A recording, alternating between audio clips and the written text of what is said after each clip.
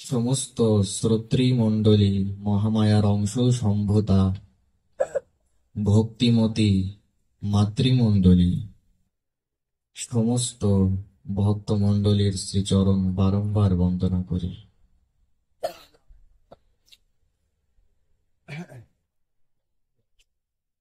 আজ বড় পাবন ও পরম পবিত্র দিন। আজ আমাদের শ্রী জাহ্নবা মাতা ঠাকুরানীর শুভাবির্ভাব তিথি। সেই পরম পাবন তিথিতে যে আমরা তার যশোগাথা আর শ্রবণের দ্বারা নিজের জীবনকে পবিত্র ধন্য করতে পারবো, এর থেকে বড় কি হতে পারে। বলিয়ে শ্রী শ্রী জাহ্নবা মাতা গোস্বামিনী কি। আজ সেই জাহ্নবা মাতা ঠাকুরানীর শুভ আবির্ভাব তিথি কি।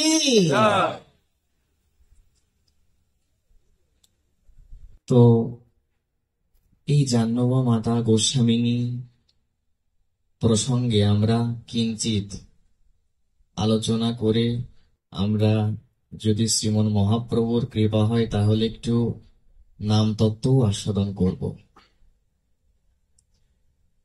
তো ইনি হচ্ছেন সূর্যদাস পণ্ডিত কিংবা সূর্যদাস সরখেলের দুই কন্যার একজন। সূর্যদাস সরখেলের দুজন কন্যা, একজন শ্রী বসুধা দেবী, একজন শ্রী জাহ্নবা দেবী। কার দুজন কন্যা বললাম মা? সবাই একটু বলুন। সূর্যদাস। তো এই সূর্যদাসের এই শ্রী বসুধা দেবী এবং শ্রী জাহ্নবা দেবী নামে যেই দুই কন্যা, তাদের পরিচয় প্রসঙ্গে আমাদের আচার্য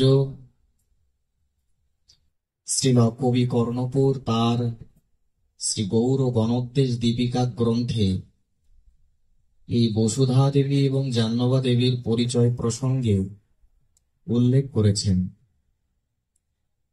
এই বসুধা দেবী এবং জাহ্নবা দেবীকে বলা হচ্ছে তারা বারুণী এবং রেবতীর অংশেই প্রকট হয়েছেন। নামটা কি বললাম ভক্তগণ? বারুণী এবং রেবতী। এ দুজনের অংশেই এই বসুধা দেবী এবং জাহ্নবা মাতার শোভাবির্ভাব প্রকটন। তো এই সূর্যদাস পণ্ডিত কিংবা সূর্যদাস সরখেল, এনারা 5 ভ্রাতা। কত ভ্রাতা ভক্তগণ? 5। তারা হলেন জগন্নাথ, দামোদর, শ্রীকৃষ্ণ দাস, গৌরী দাস এবং নৃসিংহ চৈতন্য। তো এই যে 5 ভ্রাতা, এই যে সূর্যদাস সরখেল বলছি, সরখেলটা কেন? এই সরখেলটা হচ্ছে একটা উপাধি। তৎকালীন সময় ইনি গৌড়ের রাজার পয়সা কড়ির হিসাব রক্ষণের কাজ করতেন। কিসের হিসাব রক্ষণের কাজ করতেন ভক্তগণ? পয়সা কড়ি কিংবা অর্থের। সেই অর্থের হিসাব রক্ষণের কাজ করতেন বলে এনাকে সরখেল উপাধি দেওয়া হয়। কি উপাধি ভক্তগণ? সরখেল। তো এই সূর্যদাস সরখেল তারা 5 ভ্রাতা এবং এই সূর্যদাস সরখেলের 2 কন্যা শ্রী বসুধা দেবী এবং জাহ্নবা দেবী। বলিয়ে সূর্যদাস পণ্ডিত কি। বলিয়ে সূর্যদাস সহ 5 ভ্রাতা কি। বলিয়ে বারুণী কি। বলিয়ে 3 পুত্র সঙ্গে নাচে সেন শিবা নন্দ। এই তিনজন পুত্র কারা কারা? তো বলেছেন রামদাস, চৈতন্য দাস আর কর্ণপুর। শিবানন্দের তিন পুত্র, বন্দিব প্রচুর। তো এই কবি কর্ণপুর হচ্ছেন তাদের মধ্যে একজন। তাই গৌর গণোদ্দেশ দীপিকায় এই বসুধা দেবী এবং জাহ্নবী দেবীর পরিচয় প্রসঙ্গে বলা হয়েছে যে তারা হচ্ছেন বারণী এবং রেবতীর অংশে প্রকট হয়েছেন। তো এই যে সূর্যদাস পণ্ডিত, ইনি ইনি আর মনে মনে চিন্তা করছেন, পণ্ডিত সূর্যদাস চিন্তিয়া মনে মনে, করিতে শয়ন নিদ্রা হইল সেই ক্ষণে। এই যে বসুধা দেবী এবং জাহ্নবী দেবী, ওনার দুই কন্যা, এই দুই কন্যার বিবাহ দেবেন বলে এই সূর্যদাস পণ্ডিত উনি চিন্তাগ্রস্ত হয়েছেন কিভাবে কার সঙ্গে এই দুই কন্যার বিবাহ সম্পন্ন হবে। উনি মনে মনে চিন্তা করছেন। চিন্তা ছলে দেখে, চিন্তা ছলে দেখে উনি দেখছেন যে সাক্ষাৎ উনি নিত্যানন্দ প্রভুকে দুই কন্যা সম্প্রদান করে নিত্যানন্দে। উনি দেখতে পাচ্ছেন, স্বপ্নচ্ছলে দেখে মহামনের আনন্দে দুই কন্যা সম্প্রদান করে নিত্যানন্দে। উনি দেখতে পাচ্ছেন স্বপ্নে যে আমার এই বসুধা দেবী, আমার এই কন্যা বসুধা এবং জাহ্নবীকে আমি সাক্ষাৎ এক মহাপুরুষ রতন আর পরম পরম এই দিব্যাতি দিব্য এই শ্রী নিত্যানন্দ প্রভুকে তিনি স্বপ্নের ভেতরে দেখছেন যে এই বসুধা এবং জাহ্নবী নিত্যানন্দের দুই পাশে তারা বারণী এবং রেবতী হয়ে শোভা পাচ্ছে। তিনি স্বপ্নেই এটা দেখলেন। কে দেখলেন ভক্তগণ? সূর্যদাস পণ্ডিত। তো তখন থেকেই ওনার এটাই অভিপ্রায় যে বসুধা দেবী এবং জাহ্নবী দেবীকে নিত্যানন্দ প্রভুর সঙ্গেই আর বিবাহ দেবেন। তো সূর্যদাসের তো আনন্দের কোনো সীমা নাই যে সাক্ষাৎ শ্রীমন নিত্যানন্দ প্রভুর সঙ্গে আমার দুই কন্যার বিবাহ সম্পন্ন হবে।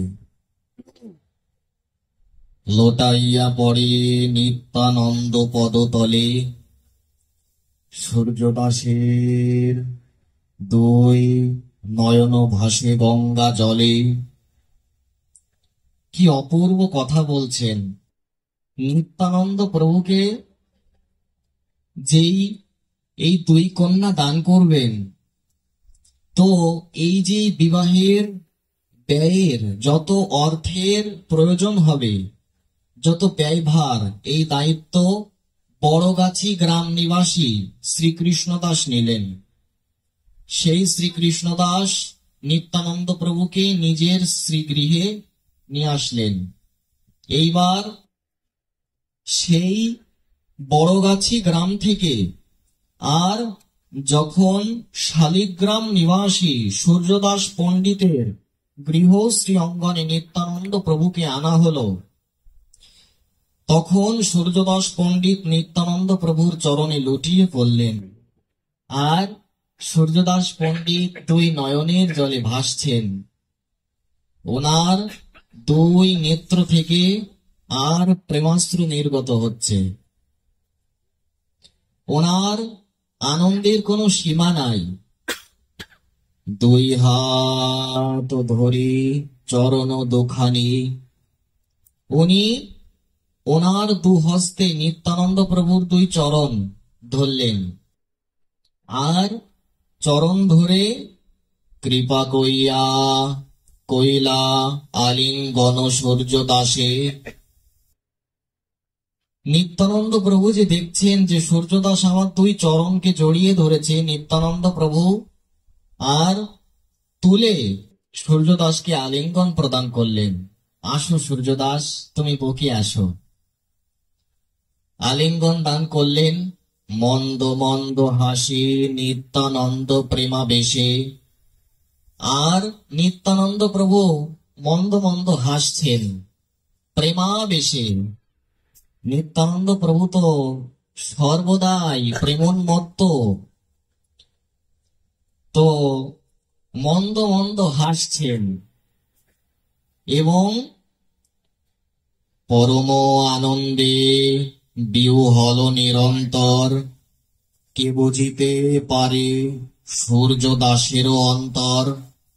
পরম আনন্দের উচ্ছ্বাস হচ্ছে সূর্য দাসের, আমার কন্যাকে আমি শ্রীমন নিত্যানন্দ প্রভুকে প্রদান করব। পরম আনন্দ হচ্ছে সূর্য দাসের, আনন্দের সীমা নাই।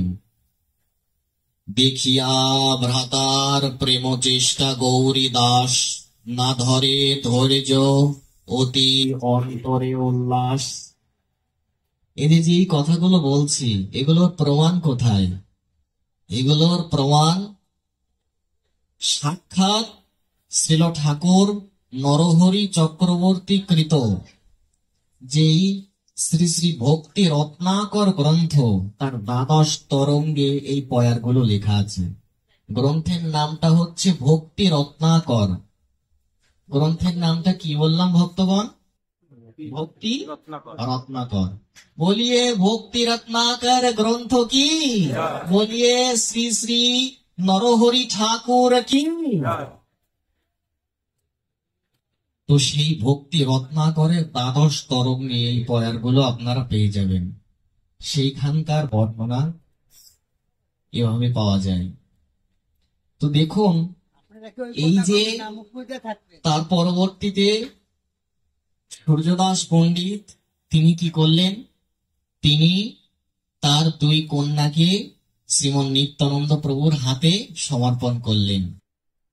তাদের শুভ বিবাহ সম্পন্ন হল। লোকশাস্ত্র মতে সূর্যদাস ভাগ্যবান, আর দুই কন্যা দান কইলা নিত্যানন্দ চন্দ্রে, দুই কন্যা কইল দান। লোকশাস্ত্র মতে সূর্যদাস ভাগ্যবান, যেভাবে শাস্ত্রে আছে সেই শাস্ত্রানুসারে শাস্ত্রানুযায়ী নিত্যানন্দ প্রভুর বিবাহ সম্পন্ন হল বিশুদ্ধ আর পরম সাত্বিকতার দ্বারা, সম্পূর্ণ তামসিকতা বিবর্জিত। তো এই যে আর একটা কথা আমাদের একটু থেকে গেছে, এই সূর্যদাস সরখেলের পিতার নাম হচ্ছে শ্রী কংসারী মিশ্র। নামটা কি বললাম ভক্তগণ? কংসারী মিশ্র। আর মাতা হচ্ছেন শ্রী কমলা দেবী। মাতার নাম কি বললাম? কমলা দেবী। উপেন্দ্র মিশ্রের নয়, এখানে এই বিষয়টা আপনি পেয়ে যাবেন শ্রী শ্রী গৌর পার্শ্বদ চরিতাবলিতে, সেখানে আপনি স্পষ্ট ধারণা পাবেন। এবং নরহরি ঠাকুরও দিয়েছেন বর্ণনা, একটু দেখে নেবেন, পেয়ে যাবেন। তো বিবাহ সম্পন্ন হলো, তাদের শুভ পরিণয় সম্পন্ন হলো। তখন এই দুই পত্নীকে নিয়ে, এই পত্নীর দ্বয়কে নিয়ে নিত্যানন্দ প্রভু তিনি নবদ্বীপে আর সচী মাতার গৃহে যে উপস্থিত হলেন, সচী মাতা এই দুই কন্যাকে দেখে, সাক্ষাৎ নিত্যানন্দ পত্নী বলে কথা, এই পত্নীর দ্বয়কে দেখে সচী মাতা বড় হর্ষিত হলেন।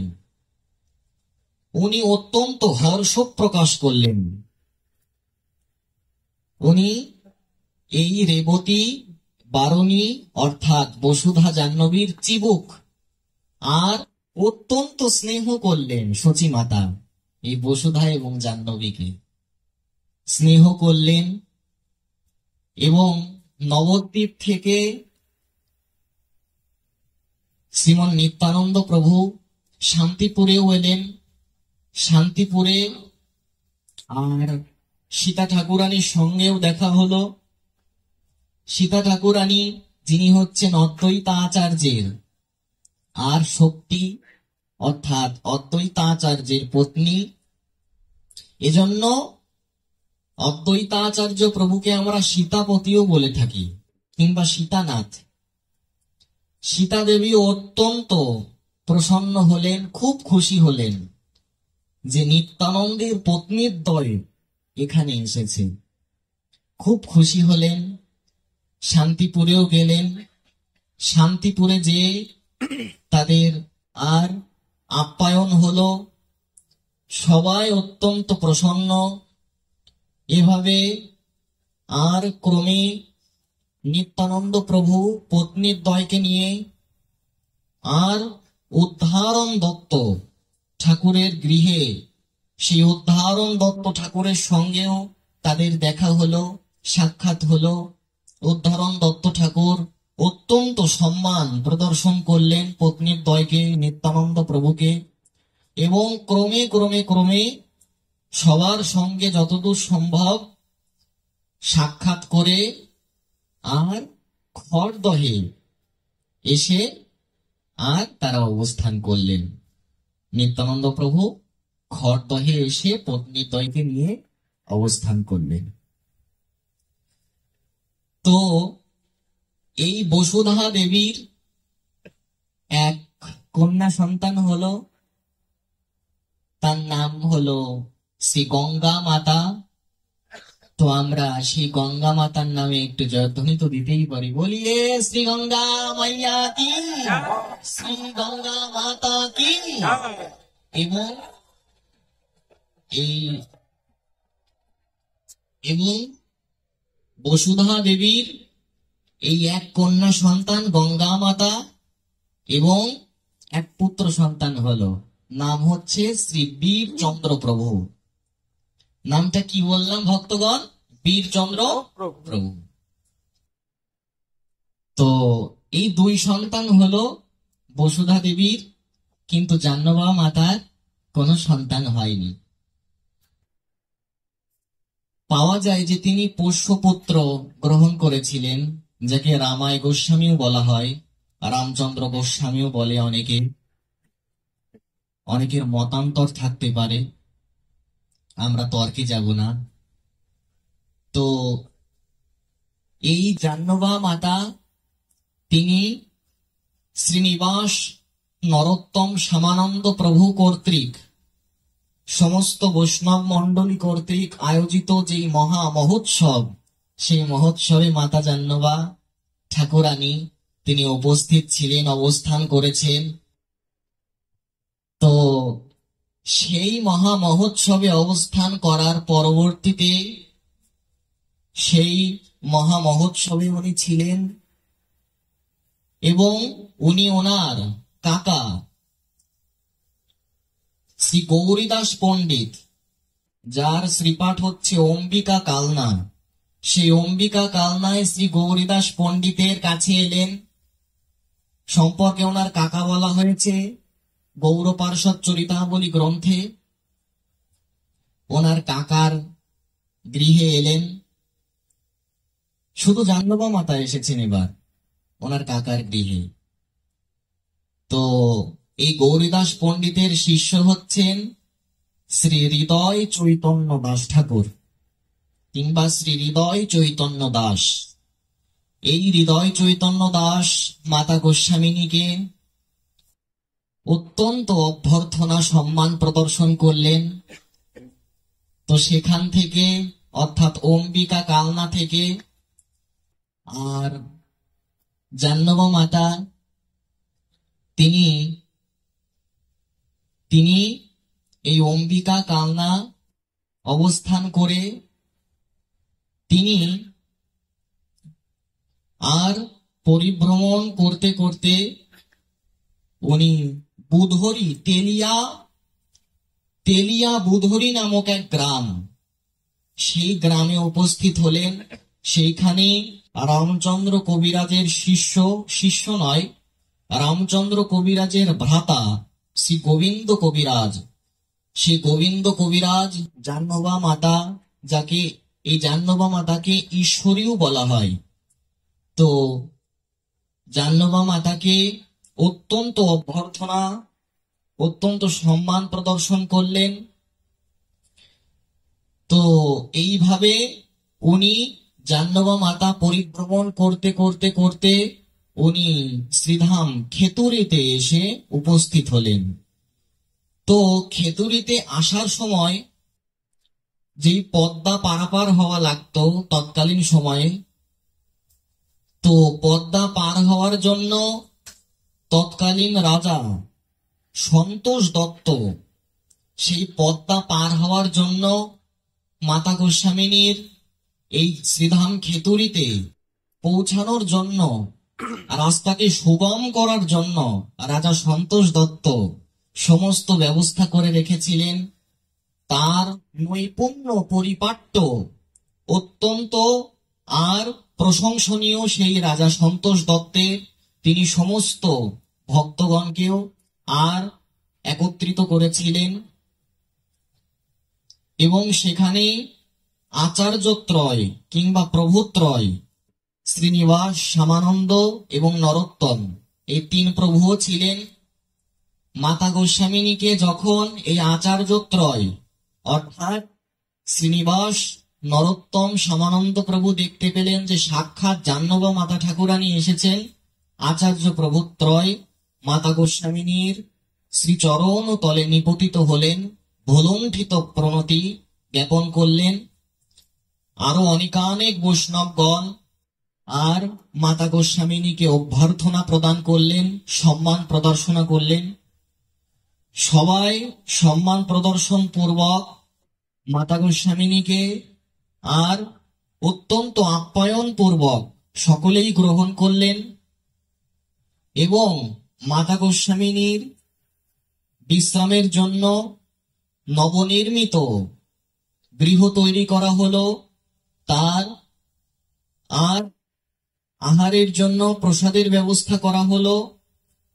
তো প্রসাদ সেবনান্তে, প্রসাদ তো নিবেদন করা হয়ে গেছিল, প্রসাদ সেবনান্তে গ্রহণান্তে মাতা গোস্বামিনী অর্থাৎ জাহ্নবা মাতা তিনি গৃহে বিশ্রাম করলেন। বিশ্রাম করে পরবর্তী দিবসে শ্রীমন মহাপ্রভুর শুভাবির্ভাব তিথি, সেখানে 6 বিগ্রহ প্রতিষ্ঠার একদম বিপুল বিরাট আয়োজন চলছে। তো সেই 6 বিগ্রহ প্রতিষ্ঠার জন্য যে এত আনন্দ, এত আয়োজন চলছে সেখানে, তো সেখানে প্রথম দিবসে অধিবাস কীর্তন হবে। অধিবাস কীর্তন করছেন সাক্ষাৎ শ্রীখণ্ডের রঘুনন্দন ঠাকুর। রঘুনন্দন ঠাকুর তিনি নিজে অধিবাস কীর্তন আরম্ভ করলেন এবং প্রারম্ভ করে অধিবাস কীর্তন মধ্যরাত্রি পর্যন্ত চলল।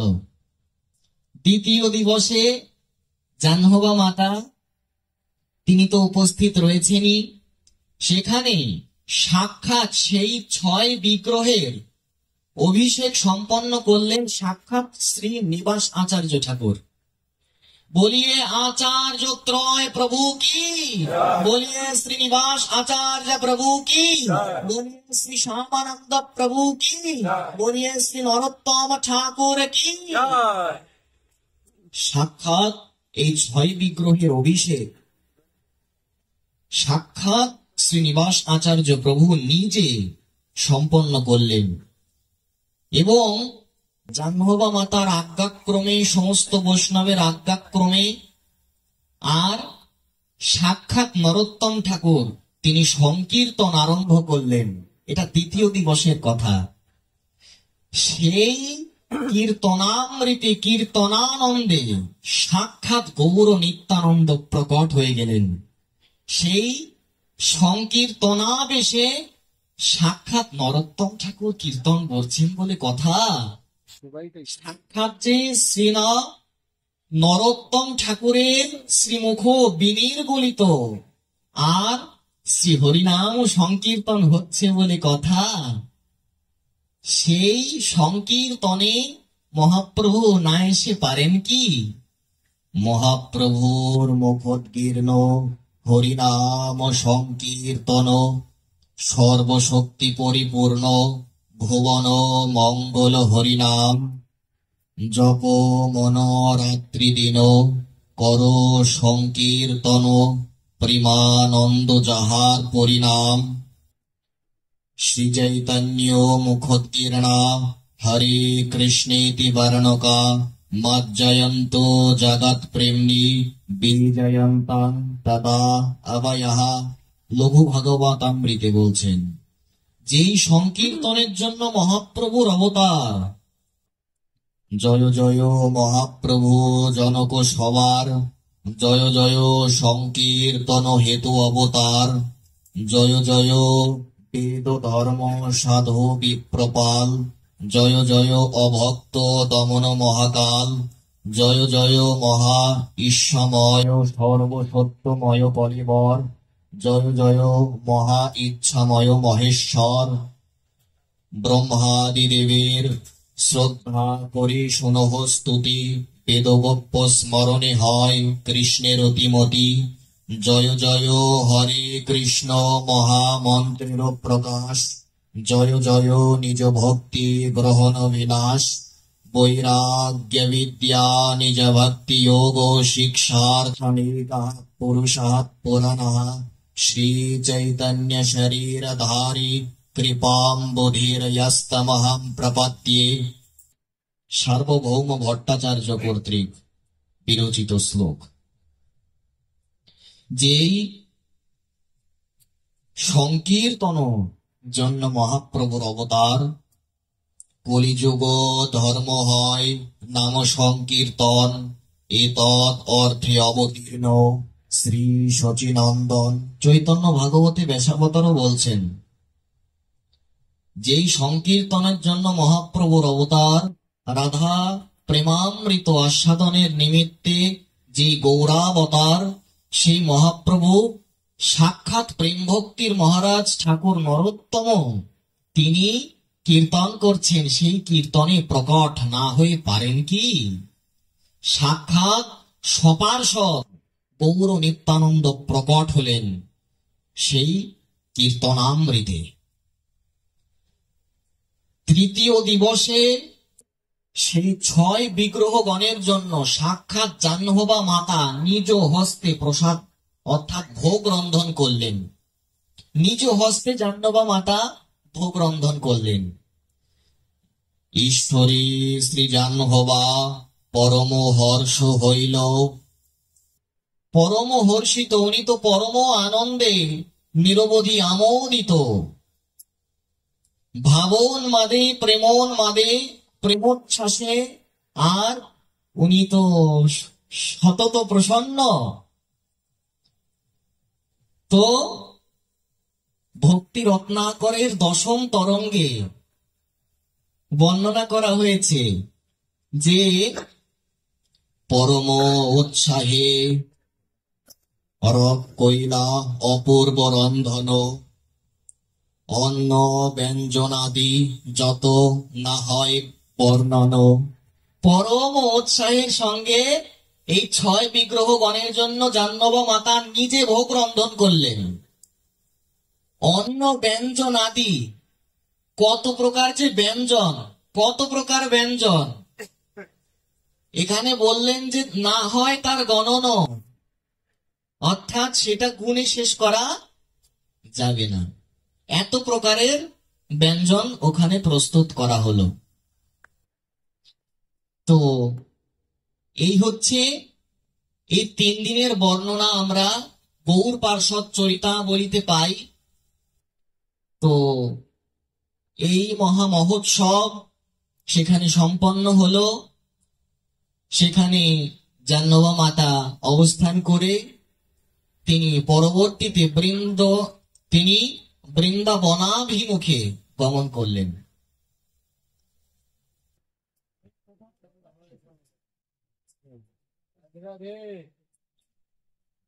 সেখানে অবস্থান করে জাহ্নবী মাতা বৃন্দাবনাভিমুখে অর্থাৎ শ্রী বৃন্দাবনে গমন করলেন। কোথায় গমন করলেন ভক্তগণ? বৃন্দাবনে। বলিয়ে শ্রীধাম বৃন্দাবন কি। তো সেই বৃন্দাবনে যখন উনি গমন করলেন, সেখানে প্রয়াগ, কাশী, মথুরায় এলেন। সেখানে উনি এলেন। তো বৃন্দাবনে এসে উনি বিভিন্ন আর লীলাস্থান দর্শন করলেন। কত নয়নাভিরাম ভক্তগণের নয়ন জীবন, নয়নামৃত, নেত্রামৃত, লোচনামৃত, সেই দর্শনামৃত বড় অনুভব বেদ্য কাদের কাছে? প্রেম নেত্রে দেখে তাহার স্বরূপ প্রকাশ, গোপ গোপী সঙ্গে যাহা কৃষ্ণের বিলাস, প্রেমাঞ্জনচ্ছুরিত ভক্তি বিলচনেন শান্ত সদৈব হৃদয়েষু বিলকয়ন্তি ইয়াম শ্যাম সুন্দরম গুণ অচিন্ত স্বরূপাম গোবিন্দমাদি পুরুষাম তমহম ভজামি। সেই যার প্রেম নেত্রের প্রকাশ হয়েছে, চর্মচক্ষে, চর্মনেত্রে আর পাপ নেত্রে সেই কৃষ্ণ লীলামৃত, এটা তো সম্যক রূপে সন্দর্শন এতটা সহজ নয়। সেই ভগবানের লীলা সন্দর্শনের নিমিত্তে প্রেম নেত্র চাই, ভক্তিপূর্ণ নেত্র চাই, নেত্রের শুদ্ধিকরণ চাই, অন্তঃকরণের শুদ্ধিকরণ চাই। তো সেখানে রাধাকুণ্ড, গোবর্ধন, শ্যামকুণ্ড দর্শন করলেন। বলিয়ে গিরিরাজ গোবর্ধন কি, বলিয়ে শ্রী শ্রী রাধা কুণ্ড কি, বলিয়ে শ্রী শ্রী শ্যাম কুণ্ড কি। সেই রাধাকুণ্ড, শ্যামকুণ্ড, গিরিরাজ দর্শন করলেন মাতা জাহ্নবী মাতা। তার পরবর্তীতে সেখান থেকে পুনরায় গৌড়মণ্ডলে প্রত্যাবর্তন করলেন। গৌড়মণ্ডলে প্রত্যাবর্তন করে সর্বাগ্রে উনি খেতুরিতে আসলেন। কোথায় আসলেন ভক্তগণ? খেতুরি ধামে। সেই খেতুরি ধামে উনি আসলেন, ওনাকে পুনরায় আপ্যায়ন করা হলো। সেই খেতুরি থেকে উনি বুধরি নামক গ্রামে আসলেন। সেখানে এক প্রসঙ্গে পাওয়া যায় যে একজনের বিবাহের প্রস্তাব, সেই বিবাহ সম্পন্ন হলো। তো সেই বুধরি নামক গ্রাম থেকে আর এক চক্রা ধামে আসলেন। কোথায় আসলেন? এক চক্রা। বলিয়ে এক চক্রা ধাম কি। তো সেই এই এক চক্রা ধামেই হচ্ছে নিত্যানন্দ প্রভুর আবির্ভাব। কোন ধামে ভক্তগণ? এক চক্রা। আর মাঝে এক চাকা নামে আছে গ্রাম, তহি অবতীর্ণ হইলেন নিত্যানন্দ বলরাম। এই নিত্যানন্দ প্রভু এসেছেন এক চক্রা ধামে। এটা তো ভারতের বীরভূম জেলায়, তাই তো? পশ্চিমবঙ্গের বীরভূম জেলার এক চক্রা নামক গ্রামে শ্রীমন নিত্যানন্দ প্রভু তিনি আবির্ভূত হয়েছেন। তো সেই নিত্যানন্দ প্রভুর জন্মস্থান বললে তো অনেকের একটু অসুবিধা হতে পারে।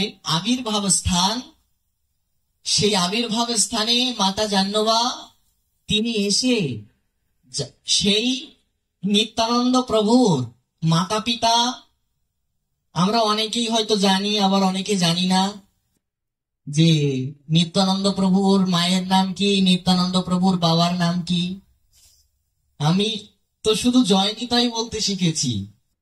কিন্তু যদি প্রশ্ন করা হয়, এত যে নিতাই নিতাই করছো, এত যে নিতাই ভালোবাসো, বলো তো নিতাইয়ের মায়ের নাম কি? বলো তো নিতাইয়ের বাবার নাম কি? বলো তো বাবা। এই জন্য দেখবেন এই বর্ণনাগুলো আমরা চৈতন্য ভাগবতাদি ভক্তি শাস্ত্র যদি না অধ্যয়ন করি, আমরা না এগুলো বুঝতে পারবো না। বলিয়ে পরম বৈষ্ণব দাদাশ্রী কি, বলিয়ে বৈষ্ণব ঠাকুর কি। তো বেশাবতার বৃন্দাবন দাস ঠাকুর তিনি বর্ণন করেছেন যে নিত্যানন্দ প্রভুর বাবার নাম কি। তিনি লিখেছেন, হারাই পণ্ডিত নামে শুদ্ধ বিপ্ররাজ, মূলে সর্বপিতা তানে করে পিতা ব্যাজ। অর্থাৎ নিত্যানন্দ প্রভুর বাবার নাম হচ্ছে হারাই পণ্ডিত। নামটা কি বললাম ভক্তগণ? অনেকে বন্দ্যোপাধ্যায় বলে। এই যে আমরা হারাইয়ের পরে পণ্ডিত যে শব্দটা বললাম, অনেকে মতান্তর আছে। নিত্যানন্দ প্রভুর বাবাকে কেউ কেউ বলে হারাই বন্দ্যোপাধ্যায়, কেউ কেউ বলে হাড়ো ওঝা, কেউ কেউ বলে হারাই ওঝা, কেউ বলে ঝা, হারাই ঝা, এরকম মতান্তর আছে। তো আমাদের ব্যাসাবতার বৃন্দাবন দাস ঠাকুর তিনি যেটা বর্ণন করেছেন সেটা হচ্ছে হারাই পণ্ডিত। আমরা বেশি জটিলতার মধ্যে যাব না। নিত্যানন্দ প্রভুর পিতা হচ্ছে হারাই পণ্ডিত। নামটা কি বললাম ভক্তগণ? হারাই পণ্ডিত। বলিয়ে হারাই পণ্ডিত কি। আগে কি অদ্ভুত লাগছে যে নামটা আবার কেমন, হারাই পণ্ডিত। তো আর শ্রী নিত্যানন্দ প্রভুর মায়ের নাম বলা হয়েছে শ্রী পদ্মাবতী দেবী। মায়ের নাম কি বললাম ভক্তগণ? পদ্মাবতী দেবী। বলিয়ে শ্রী পদ্মাবতী দেবী কি। তো এই হচ্ছে, একেবারে জানতেন না যারা, তারা খুব ভালোভাবে এটা মনে লিখে নিন যে নিত্যানন্দ প্রভুর পিতামাতা হলেন হারাই পণ্ডিত এবং শ্রী পদ্মাবতী দেবী। তো এই হারাই পণ্ডিত এবং শ্রী পদ্মাবতী দেবীর কথা, নিত্যানন্দ প্রভুর বাল্য লীলা, এগুলো যখন সেই নিত্যানন্দ প্রভুর আবির্ভাব স্থান, প্রকট স্থান একচক্রা ধামে যে যখন জাহ্নবা মাতা তিনি যখন শুনলেন, উনি অশ্রুসিক্ত হলেন, উনি ক্রন্দন করলেন। এই সমস্ত লীলাদি, নিত্যানন্দ প্রভুর বাল্য লীলাদি আর শ্রবণ পূর্বক হারাই পণ্ডিত এবং পদ্মাবতী দেবীর কথা শুনে জাহ্নবা মাতা তিনি অশ্রুসিক্ত হলেন, তিনি ক্রন্দন করলেন। সেই এক চক্রা থেকে জাহ্নবা মাতা তিনি চলে আসলেন কণ্টক নগরে। কোথায় আসলেন ভক্তগণ? কণ্টক নগরে। এই কণ্টক নগরে মহাপ্রভুর সন্ন্যাস হয়েছিল। কোন নগরে হয়েছিল বাবা? কণ্টক নগরে মহাপ্রভুর কি হয়েছিল? সন্ন্যাস। সেই মহাপ্রভুর সন্ন্যাসের স্থান কণ্টক নগর দর্শন করে জাহ্নবা মাতা অত্যন্ত অত্যন্ত সেখানেও অত্যন্ত আর উনি ভেঙে পড়লেন যে সাক্ষাৎ যিনি পরব্রহ্ম, সেই পরব্রহ্ম জীবের কৃপার নিমিত্তে সন্ন্যাস নিলেন। সেই সন্ন্যাসের স্থান কণ্টক নগর দর্শন করে জাহ্নবা মাতা তিনি ওখানেও ক্রন্দন করলেন। এরপরে কণ্টক নগর হয়ে জাহ্নবা মাতা চলে আসলেন মহাপ্রভুর জন্মস্থানে। সেই জন্মস্থানে অবস্থান করলেন। জন্মস্থানে অবস্থান করে সেখান থেকে চলে গেলেন শ্রীবাস পণ্ডিতের আঙিনায়। সেই শ্রীবাস পণ্ডিতের আঙিনায় অবস্থান করলেন। সেই শ্রীবাস পণ্ডিতের অঙ্গনে অবস্থান করে আর তিনি সেখান থেকে সেই অম্বিকা কালনায় চলে আসলেন। অম্বিকা কালনায় চলে এসে সেখান থেকে আবার শ্রী উদ্ধরণ দত্ত ঠাকুরের গৃহে আবার চলে আসলেন। সেই উদ্ধরণ দত্ত ঠাকুরের গৃহে এসে সেখানে অবস্থান করে তাদের সম্মান পেলেন। উদ্ধরণ দত্ত ঠাকুর সম্মান অভ্যর্থনা আর প্রদান করলো। সেখান থেকে একেবারে শেষে সেই শ্রীধাম খড়দহে জাহ্নবা মাতা এসে উপস্থিত হলেন। এই শ্রীধাম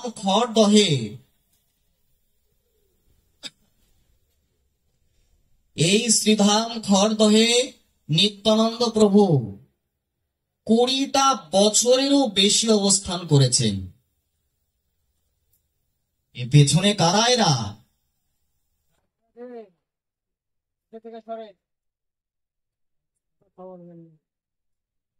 কত বছর অবস্থান করেছেন নিত্যানন্দ প্রভু খড়দহে? 20 বছর। সেই 20 বছর সেই শ্রীধাম খড়দহে নিত্যানন্দ প্রভু অবস্থান করেছেন। তো জাহ্নবা ঠাকুরানী আমরা যতটুকু আস্বাদন করলাম এটা আপনারা গৌর পার্শ্বদ চরিতাবলী গ্রন্থে পেয়ে যাবেন।